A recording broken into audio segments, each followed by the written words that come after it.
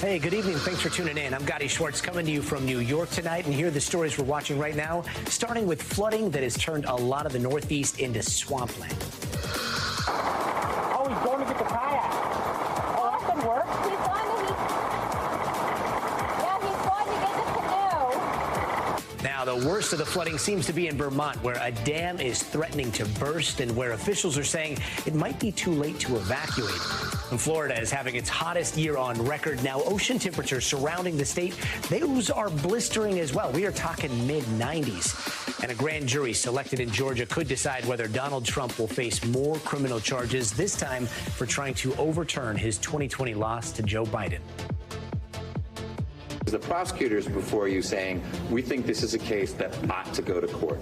And you're simply the check there. Does it go to court or does it not?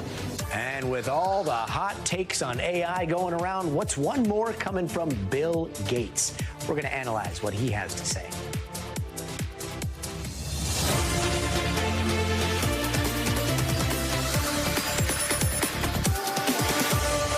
And we start with the extreme weather happening across the United States. In New England, the rain has stopped, but the threat of flooding continues, especially in Vermont, where a lot of the state's capital is basically underwater. Today, emergency crews in Montpelier rescued more than 100 people by boat and by helicopter. And President Biden has declared an emergency disaster designation for the entire state. So far, right now, so many people are nervously watching the water levels at the Wrightsville Reservoir and its dam that's only a few inches away from spilling over. Now, to give you an idea of how much water has fallen so quickly since Sunday, water levels in that reservoir have jumped up nearly 50 feet in the last couple of days. If that dam fails, it could have devastating consequences for the towns and cities downstream, including Montpelier, which is just 3 miles away.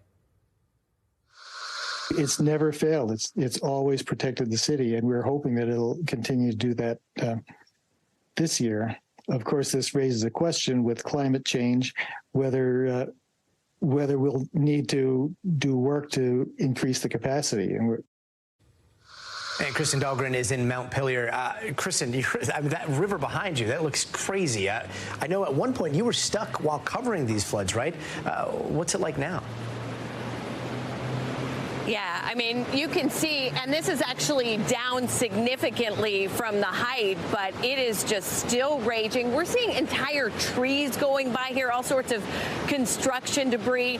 And so even as the water recedes, this is not over. I wish I could tell you that people here are breathing a sigh of relief, but still a lot of concern tonight, Gadi, about the Wrightsville Dam that is just to the north, about 5 miles north of here. It is, according to the latest update, holding steady, but up to capacity. And so not a lot of wiggle room. Any additional water rise there could send water spilling over and then back here into the streets. And we're also watching, later in the week as we have some more rain. So just really a devastating situation here tonight. And so many eyes are on that dam right now. Is the city prepared if some of that rain comes a little bit later and, God forbid, something happens at the Wrightsville Dam? Right. So the officials here say that they are. They have had devastating floods before in 1927 and in 1992, and then again for Irene in 2011. And so a lot of the infrastructure has been rebuilt that was damaged in those floods. They have, teams from 6 different states in place now that are doing those water rescues. They're doing rescues from the air if needed in places that are completely cut off. And so they have the infrastructure in place, and they say they are ready, but they are really crossing their fingers and hoping that it doesn't come to that, Gadi. They have seen enough here. Images are striking there. Do people have a place to stay right now?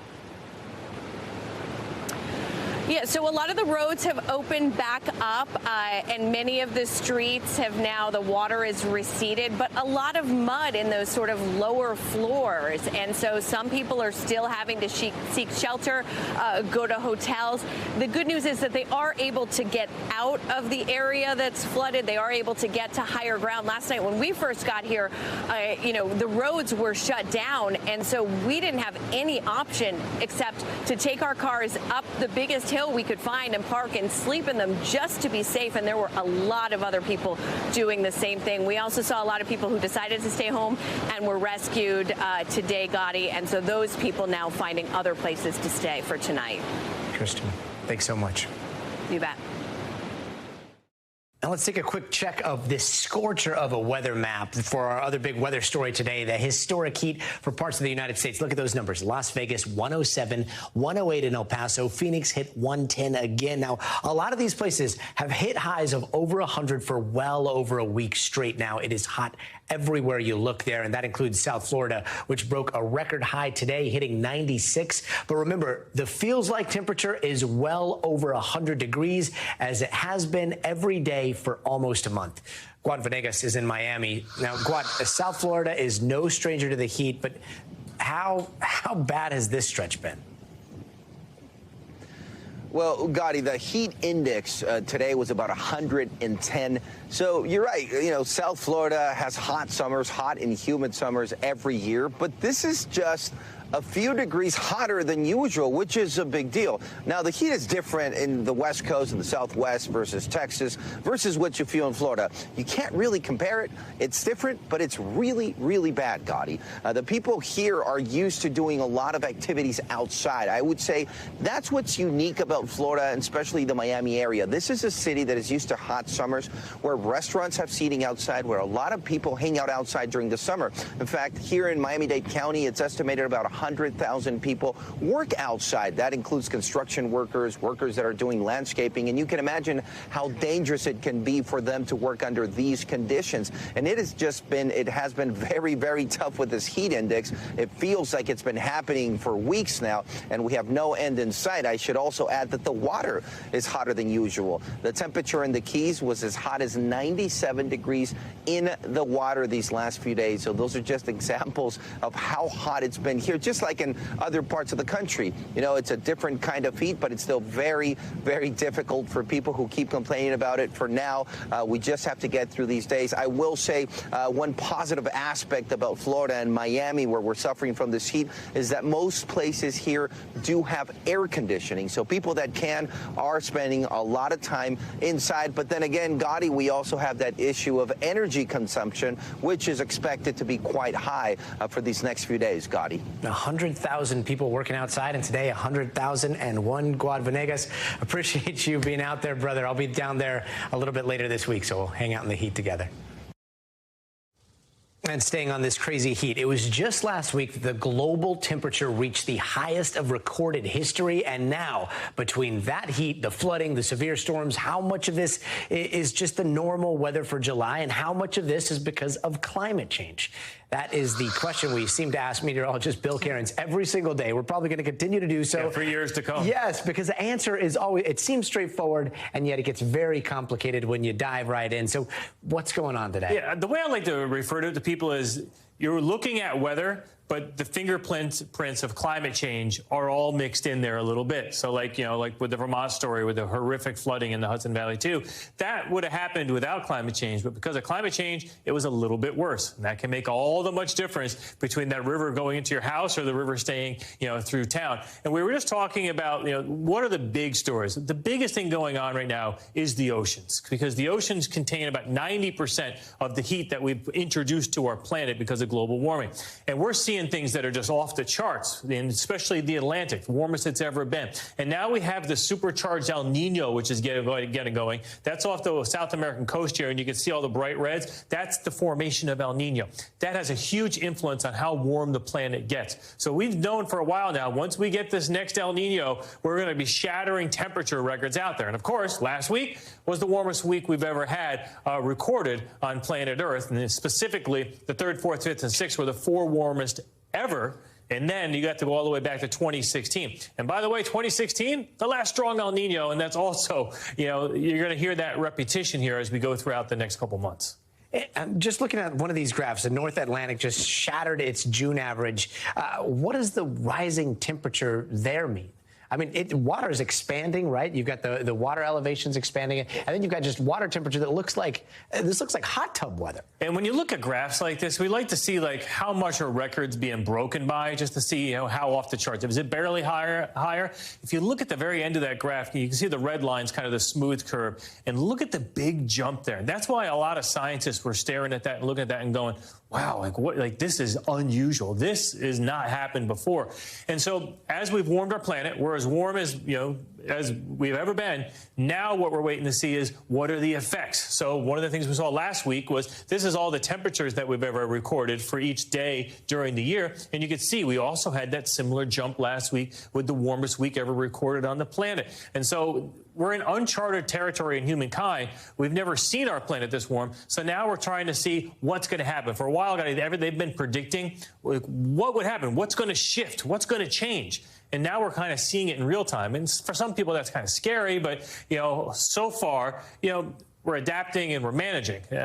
We can get into how to solve climate change. That's a whole different conversation. So what's going to change? The graphs are going to look hella spiky, and it's going to be hot and cold. And actually, you tweeted out another graph that I was obsessed with here. It showed a lot of the country with above average temperatures. It also showed a lot of the country with, it seems like, below average temperatures all at the same time. Are those the extremes that we're talking about? There are scientific papers that say one of the fingerprints of climate change is to get stagnant weather patterns, so the jet streams aren't moving things as quickly anymore. And so if you get like a heat dome like that map sitting over you, the bright red through the southwest, it's going to stay that way. If you talk to people in the northern plains and the Great Lakes and even northern New England, they're kind of like, it hasn't been that hot of a summer. It's not that big of a deal, but it's the areas that are getting into it, then they're staying into it. And don't be surprised if you hear more about flood stories in the Northeast as we go throughout the rest of summer too, because of that added humidity. And one of the other things, as we go through this El Nino, and we're breaking record after record, is you're going to hear, okay, so we just got done with the warmest June. And here's one of those spikes, too. So this is where we were for this June compared to all the other Junes going back to 1940. So you can see it was significantly higher. I had little red circles out on here. These are all the El Nino years. So when we get El Ninos, we're going to be warmer no matter what. So you're going to hear that July, by the time we finish, will be the warmest July ever recorded. And because we started this year with La Nina, a lot of people were saying we'll be close, but we're not sure if this is going to be the warmest year ever. Now climate scientists are saying that by the time we get to the end of December, this will go down as the warmest year ever recorded on the planet, which will break 2016. And I can promise you, 2024, because we're in El Nino, we'll be warmer than this year. And so we're going to have more of these headlines, more of these extremes, if you're reading your newspaper on the internet or watching us here. Bill Cairns, thanks so much. And heading now to the Rolling Hills Estates in L.A. County, where there is a slow-motion disaster happening right in front of an entire neighborhood that is helpless to stop it. That's a landslide there, which is literally pulling dozens of homes down into the canyon underneath. And as of this afternoon, 10 of those homes were still moving. NBC's Steve Patterson has the story. Tonight, a community on edge beneath the shattered roofs and cracked walls, with more than a dozen homes still on the move. You can actually hear the snap, crackle, and pop every minute when you're there. Today, the L.A. County Fire Department red tagging 12 homes is unsafe, with 10 actively moving and another 16 under constant watch. Are you worried about your house? Oh, yes, of course. Residents in Rolling Hills Estates, 25 miles south of Los Angeles, started noticing cracks in their homes and on the ground Saturday. Officials say the ground gave way to a landslide, taking 12 homes with it. Weber Yen had just 10 minutes to grab what he could and evacuate his home. Is there any part of your home that is left standing? No. It's still sliding down. It's 10 foot a day. The cause is under investigation, pending a geology report. We don't know how long that these homes are going to continue to move. But officials say a fissure was found along the destroyed homes, raising suspicions about oversaturation after California's record-breaking winter rainfall. It's moving quickly. There's nothing to do to stop it, and it's the most shocking, surreal thing I have ever seen. Tonight, with parts of homes still tumbling into the ravine behind them, residents urging for accountability. I'm angry people have dropped the ball because there was indication that in April something might have happened, and no one alerted us. And the real hope here is that all of this extreme land movement is isolated to the homes that you see over my shoulder, but we won't know that until a geological survey is done in this area. Officials say it's expected soon, but until then, homeowners say it's a mystery what happens next. Back to you. NBC's Steve Patterson, thanks so much. And there's still a lot more ahead, including a murder inmate who's still on the loose tonight. Even with possible sightings, police still can't locate the man they say could be armed and dangerous. And that's coming up next, so stay tuned.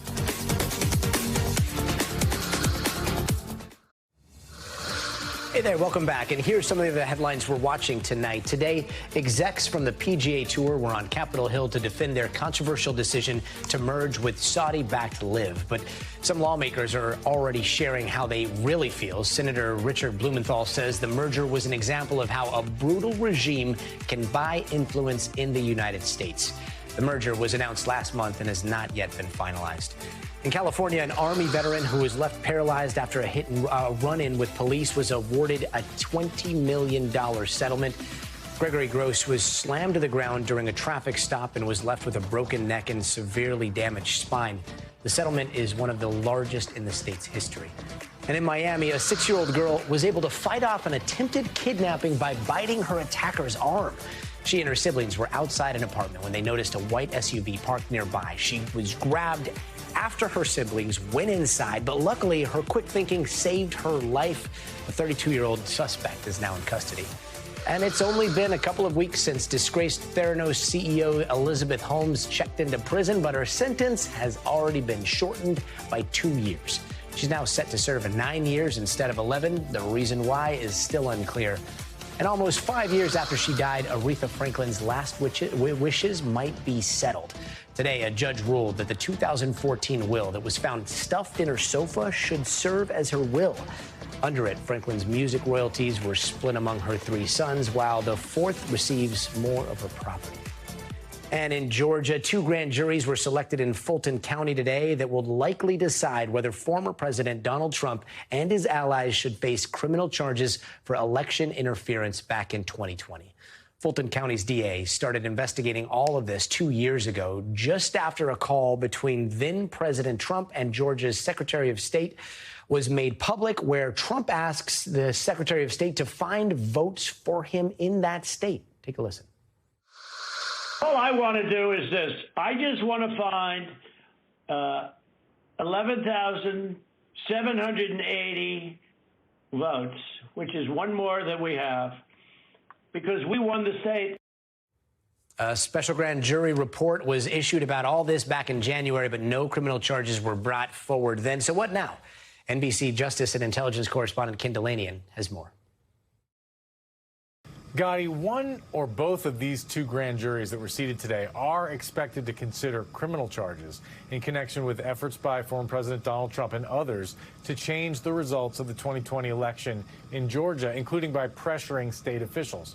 Remember that the special grand jury, which had been investigating this case in Fulton County that you mentioned, was not authorized to bring criminal charges, though it did recommend charges against several individuals.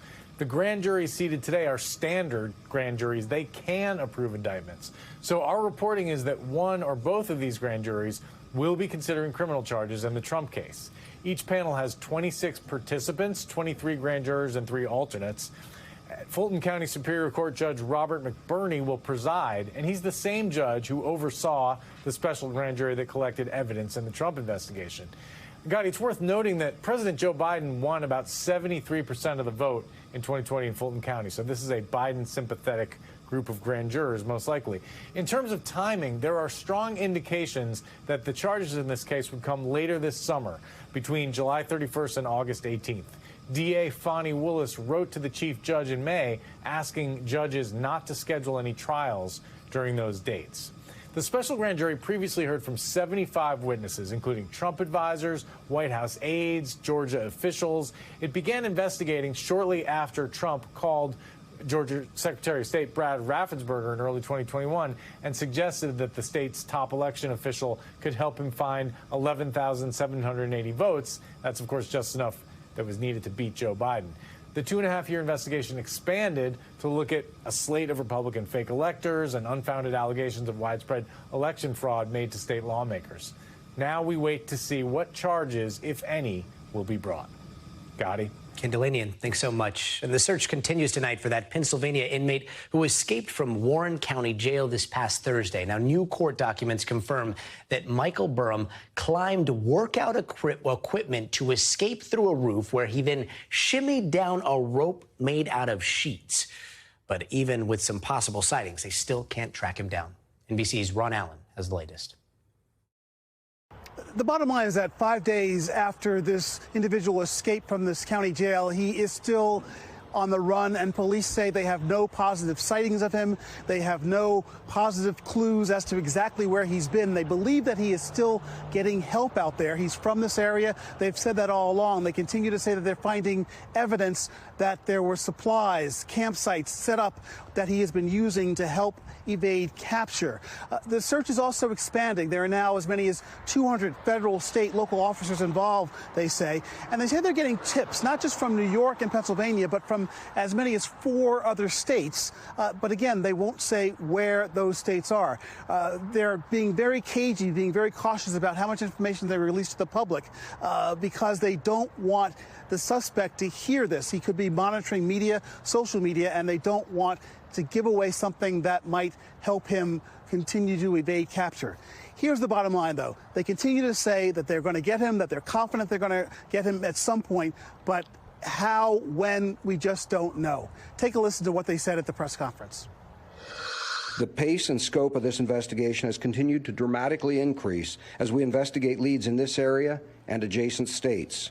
We continue to ask that people nationwide familiarize themselves with the picture of Michael Burham, and please contact us if you believe you may have seen him. And through it all, they continue to warn the public to secure their property, your homes, cars, businesses, because they suspect that he's going to try and break into places to get things to help him. And they also say to the public, don't approach him if you see him, because they still consider this man armed, extremely dangerous, and presumably getting more desperate as the days go on. Now back to you. Ron Allen, thanks so much. And coming up, a hazing scandal is rocking Northwestern's football program. We've got the details, but first, you gotta see this. This is a 15-foot pet python on the loose in a Los Angeles neighborhood after getting out of its cage. That's video from before. Now that cage, that snake is named Big Mama, and it's apparently, as you can see, very friendly to humans, but you want to watch your pets. Her owners say she could eat cats and small dogs, but luckily, apparently, she recently ate a rabbit, so she shouldn't be too hungry right now. Hopefully catch her soon. We'll be right back. Hey there, welcome back. Let's get you caught up real quick in 30 seconds. Flooding in the northeast part of the country has left a large part of that area underwater in a dam in Vermont on the verge of bursting. And Florida is dealing with record-breaking heat this year that has the ocean surrounding the state reaching temperatures as high as 95 degrees. And a grand jury has been sworn in Georgia that will likely decide if former President Donald Trump will be charged there with a crime for trying to overturn the 2020 election. And Charles Manson follower Leslie Van Houten walked out of prison today, a free woman after serving more than 50 years. Now, the California Department of Corrections says she was released on parole supervision, ending a life sentence for her role in the murders of Lino LaBianca and his wife, Rosemary. Now, that couple was killed in their home back in August of 1969.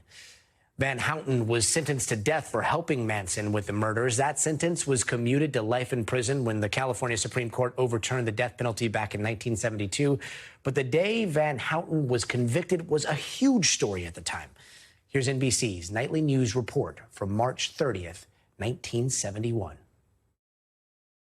An attorney for Charles Manson and 3 young women sentenced to die in California's gas chamber said today he expects it will take 4 or 5 years to exhaust all the appeals he plans to make.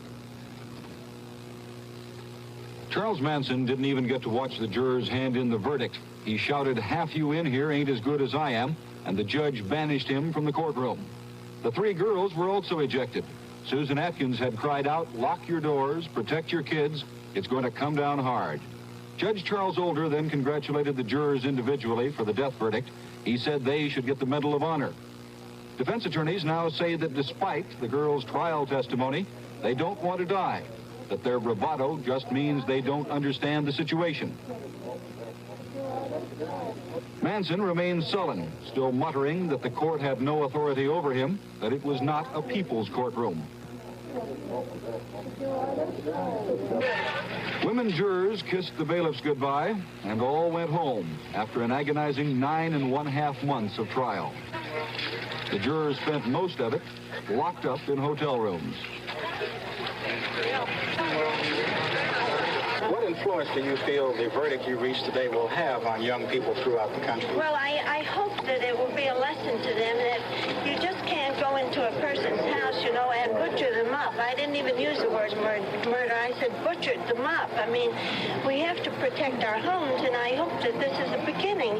Otherwise, I've wasted all this time because it has been very difficult for me, like everyone else.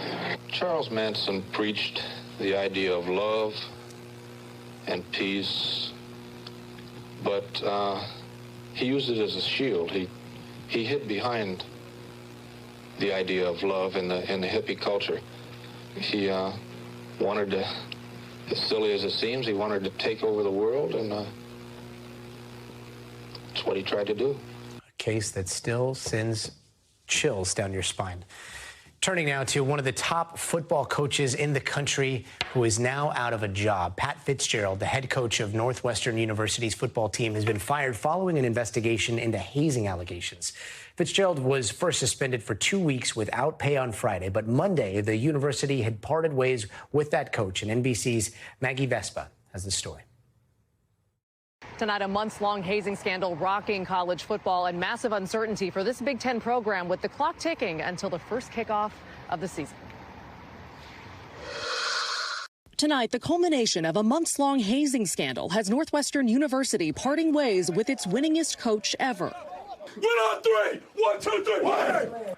After 17 seasons, head coach and former Northwestern linebacker Pat Fitzgerald was fired Monday. The university's president writing the head coach is ultimately responsible for the culture of his team. The firing follows a 6-month independent investigation into allegations of hazing, which found evidence it happened, but no evidence, the school says, coaches knew. Still, the university initially suspended Fitzgerald for 2 weeks, but over the weekend reconsidered.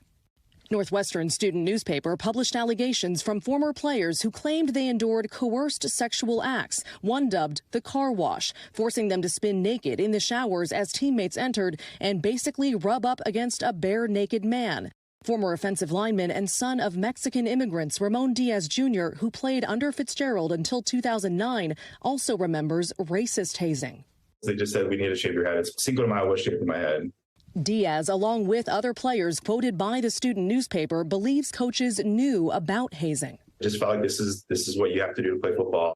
Fitzgerald maintaining he had no knowledge whatsoever of any form of hazing, seen here denouncing hazing in 2014. There's a zero tolerance for hazing. There's no reason why they ever have it. Tonight, shockwaves on campus shared by the student reporters who brought players' allegations to light. Our hope is always just spreading the truth. It's no longer something that can be, swept under a rug and kept secret. Northwestern has yet to name a new coach, and the team's season starts in less than 2 months. Back to you. Maggie Vespa, thanks so much. And lawmakers in Iowa could soon pass a new fetal heartbeat bill, making Iowa the latest state to effectively ban abortion after just 6 weeks. And the new law could come with very few exemptions. The radical forces behind this bill don't even believe a woman should have a decision after being raped or suffering incest.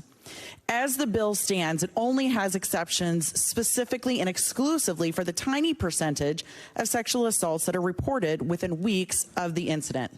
And the scene outside the chamber is also getting heated at times, with protesters screaming.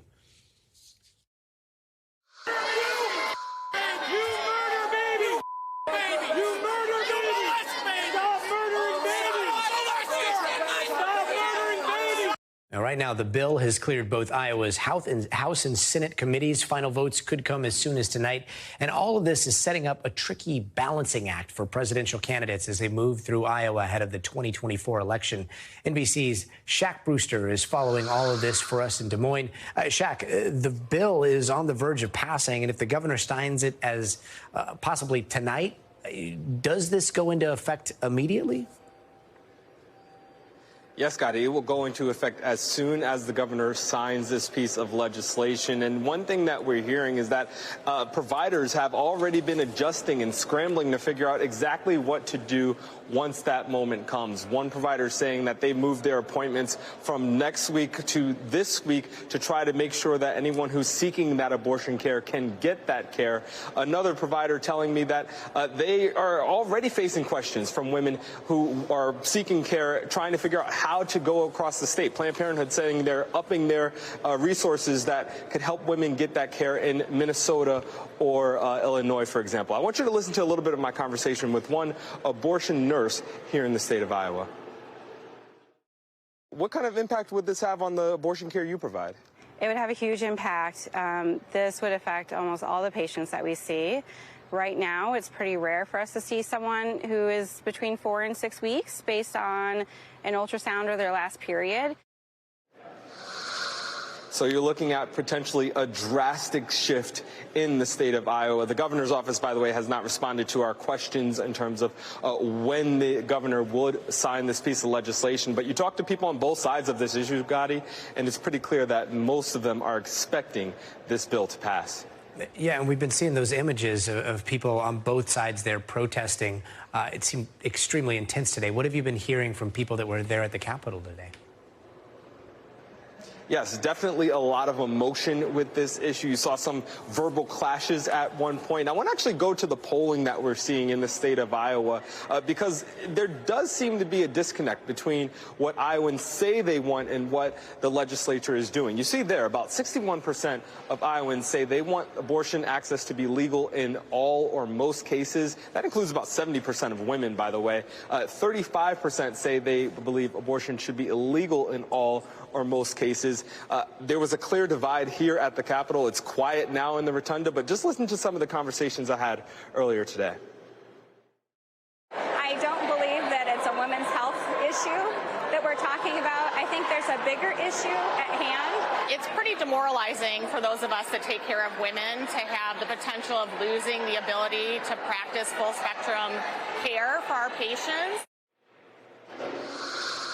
As far as the timeline, as far as we know about the timeline, I should say, this is currently being debated in the House and the Senate. Whichever is the first chamber to pass the bill, then the next chamber will take it up, substitute it, and then get that to the governor. Again, there's very little suspense about what would happen here.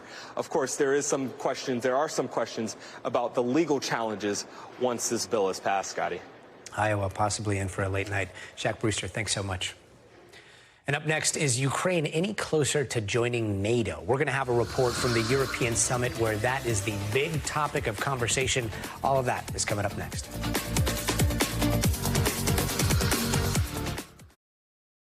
Hey there, welcome back. Thanks for sticking with us. Let's take a quick look around the world in 80 seconds. Protesters blocked highways going into Jerusalem and Tel Aviv today.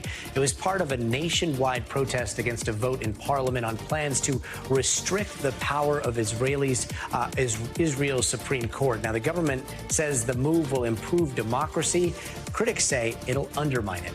At least 2 people are dead and 11 others were hurt after an overpass collapsed in the Thailand capital of Bangkok last night. Authorities are still trying to figure out what caused that collapse. The overpass had been under construction for the last 3 years. Meanwhile, Uruguay is facing its worst drought in more than 70 years. In fact, water shortages there are so bad that the government started mixing salt water into the drinking water supplies, which, as you can guess, had a lot of people up in arms. People are also upset about Google's plan to build a data center there that will use millions of gallons of water a day. And finally, amazing images coming out of Iceland and a very, very active volcano there. But as stunning as those pictures are, they are also extremely dangerous. Officials are telling tourists to stay away, mostly because of poisonous gases. And President Biden was busy in Lithuania today, meeting with other NATO leaders. And on the top of the agenda, the war in Ukraine and Ukraine's bid to join NATO. NBC's Peter Alexander is at the summit with more. Good evening to you from here in Vilnius, Lithuania. That joint statement, what they call the communique from the NATO leaders here, including the U.S., says the Ukraine will be invited to join NATO, quote, when allies agree and conditions are met. Among those conditions, more democratic reforms. But to be clear, that's not at all what Ukrainian President Zelensky has been demanding. And it does reveal those lingering divisions within NATO, with the U.S. and Germany among those blocking Ukraine from joining the alliance right now, where all NATO members, of course, need to be in agreement. Earlier today, Zelensky made his frustrations about this situation clear. He called NATO's position absurd. He's going to meet face-to-face with President Biden here tomorrow, the third time the two leaders will have met this year, the first when President Biden went to Ukraine earlier in the year. Still, the White House is already touting this summit as a success, with Turkey's president dropping his opposition to Sweden's bid to join NATO. Another example, President Biden's advisors say that Russia's invasion has backfired. The U.S. also notably announced today that it intended to go forward with what the president has supported to this point, a commitment to sell new F-16 fighter jets to Turkey. But White House officials insist that that is in no way connected to Turkey's decision to allow Sweden into NATO. Back to you. Peter Alexander, thanks so much. And before we go, it is time for the future of everything. And tonight we've got a whole lot of news on the AI front to get to. First, Bill Gates weighs in on the AI revolution, calling the risks real but manageable. We're going to dig into that with Jake Ward. And remember that crazy robot press conference we told you about last week? That was at the UN Summit on AI in Geneva. And we're going to talk to somebody who is there to see it all. But first, check out this tech news. Today, another very cool discovery from the Webb Space Telescope. It found the most distant black hole we have ever seen, and it's at the center of a galaxy. Get this, dating to within 570 million years of the Big Bang. That is a blink of a cosmic eye. We'll be right back.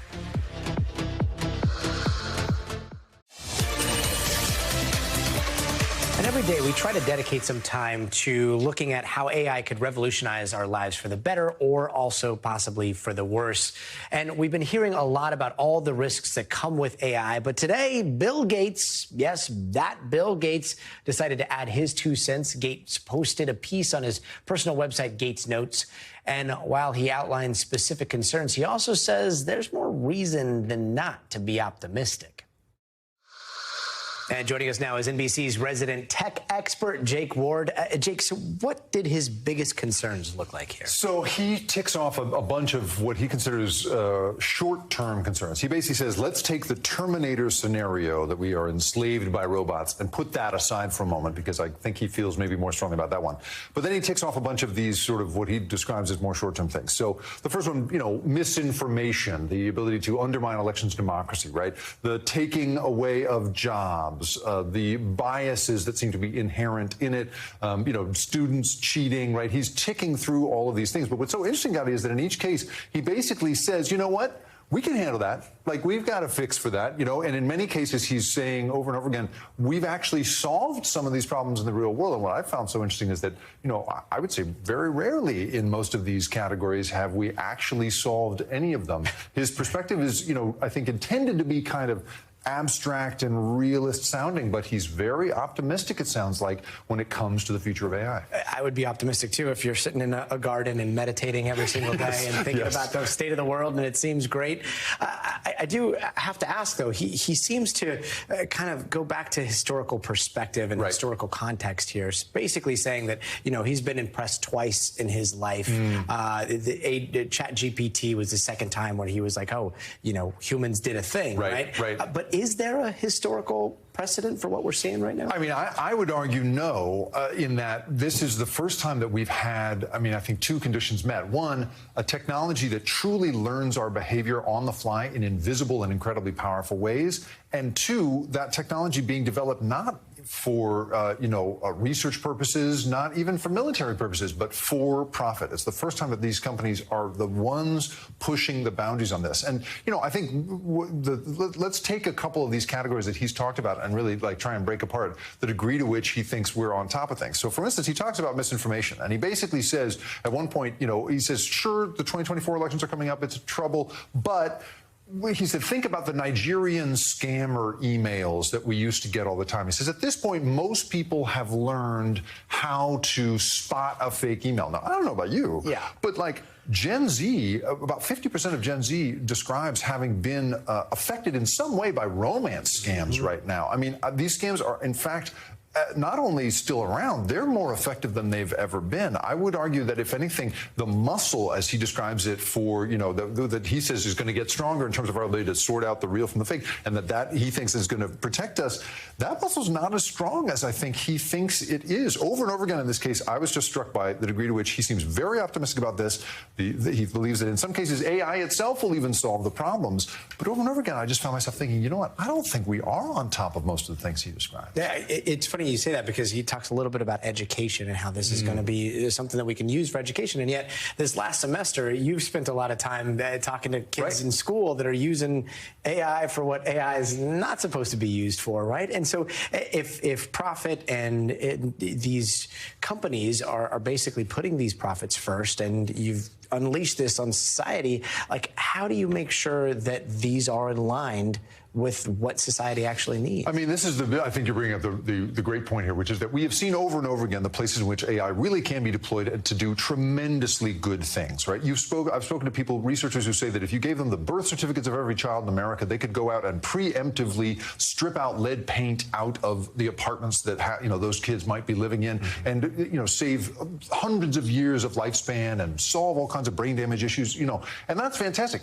But, Gadi, no one's making money stripping lead paint out of kids' apartments, right? No one's making money out of some of the most redeeming purposes of this stuff. They're making money off of this stuff. And I think it's really important to point out here, Bill Gates is not some abstract, independent academic thinker. This guy is actively invested in these companies. He made a big investment recently in this thing called Inflection AI. It's supposed to be an AI personal assistant robot. And Bill Gates boasted on a podcast about how he thinks it could destroy Amazon, could destroy Google, how excited he is. So, again, when you hear people from tech talking about the threats, but how we're going to solve them, it's important to remember that none of them, are independently thinking about this. They have a vested interest in this thing, and I think it really colors the way they think about this. That's what I read out of this letter today. One foot in philanthropy, the other foot in profit. Right. That perspective of I know this world well enough to both have an informed opinion that society can benefit from and make money from it at the same time. That is a very unique thing in tech,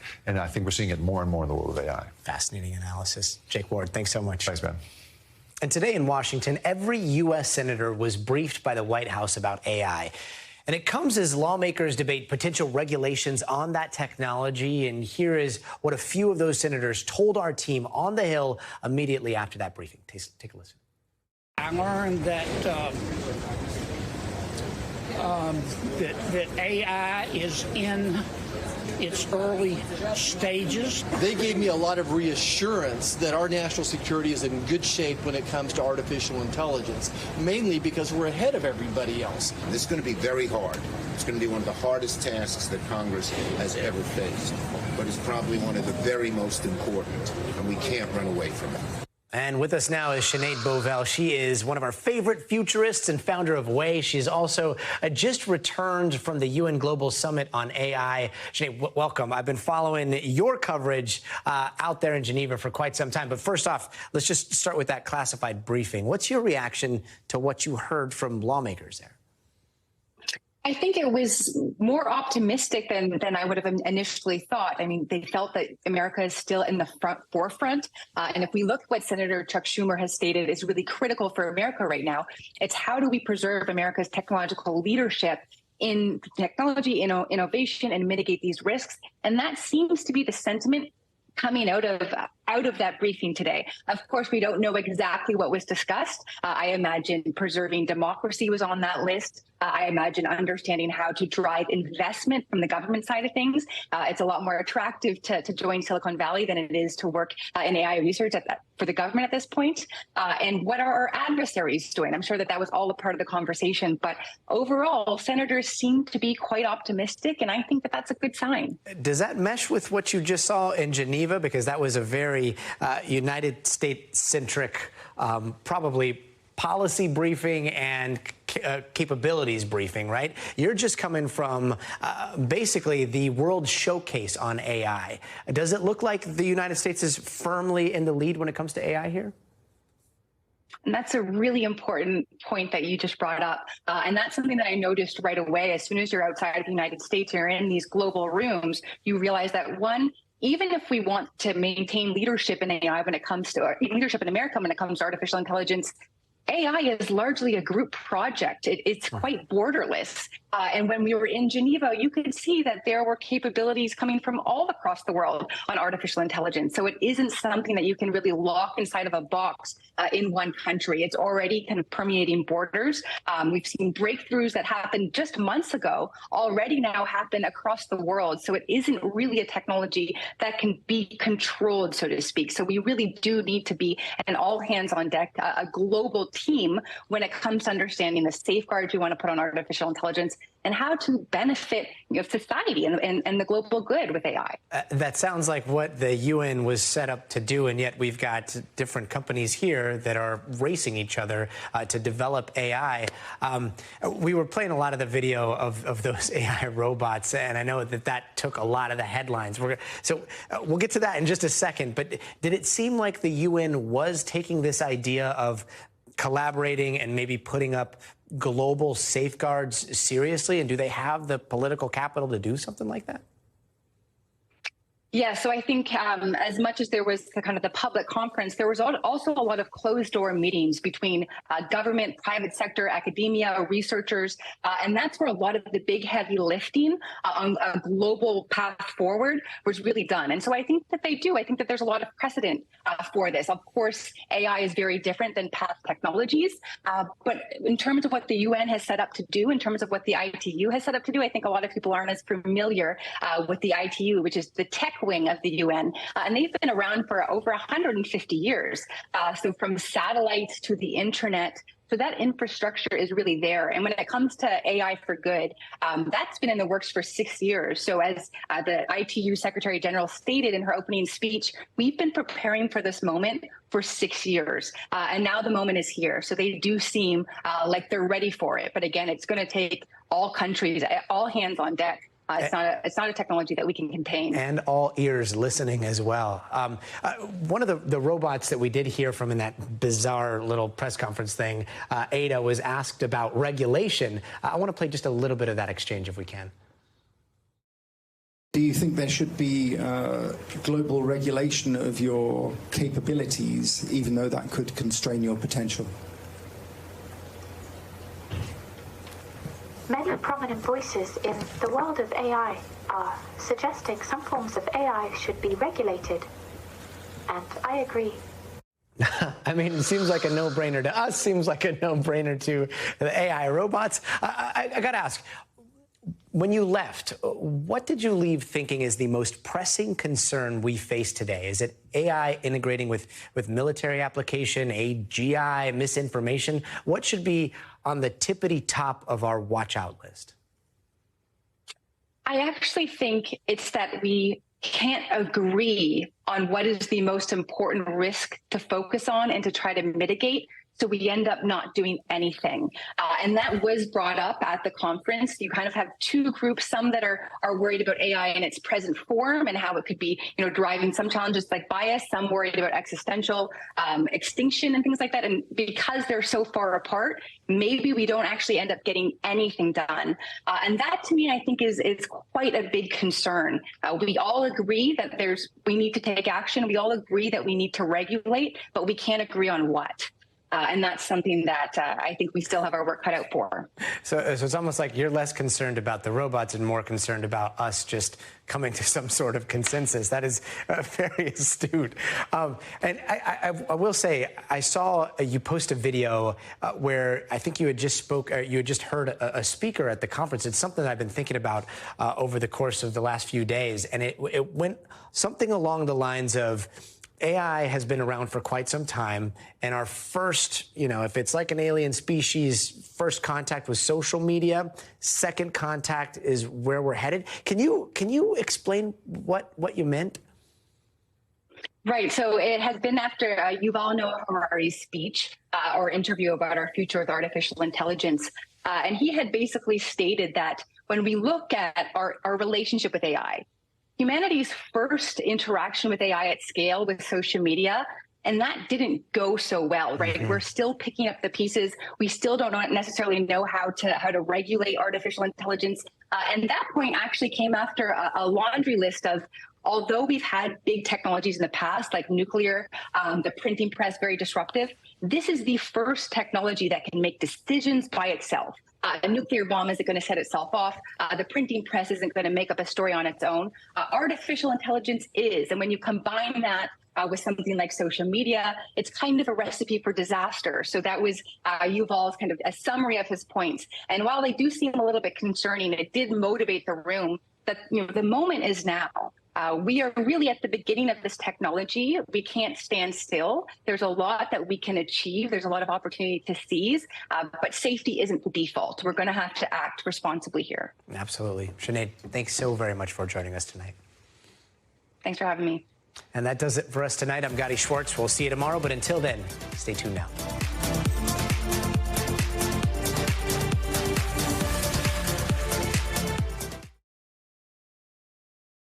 Thanks for watching our YouTube channel. Follow today's top stories and breaking news by downloading the NBC News app.